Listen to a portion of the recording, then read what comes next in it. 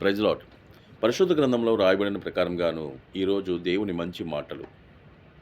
మనము ఏమై ఉన్నాము? మనం ఏమై ఉన్నాము? వాక్య రూపంలో తెలుసుకుందాం.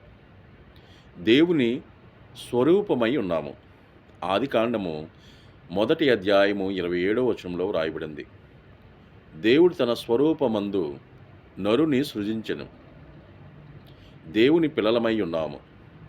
యోహాను సువార్త 1వ అధ్యాయము 12వ వచనంలో దేవుని పిల్లలగుటకు ఆయన అధికారము అనుగ్రహించెను.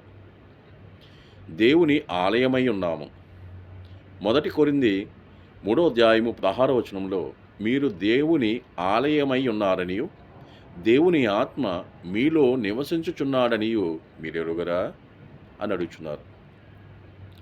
దేవుని నూతన సృష్టి అయి ఉన్నాము.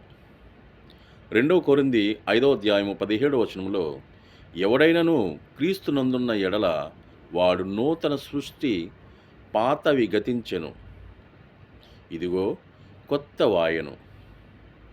దేవుని సొత్తై ఉన్నాము. మొదటి పేతురు 2వ అధ్యాయము 9వ వచనంలో దేవుని సొత్తైన ప్రజలమై ఉన్నామని ఉన్నారు. దేవుని ప్రజలమై ఉన్నాము. 2 కొరింథీయులకు 6వ అధ్యాయము 16వ వచనంలో నేను వారి దేవుడినై ఉన్నందును వారు నా ప్రజలై ఉందురు. ఆమేన్.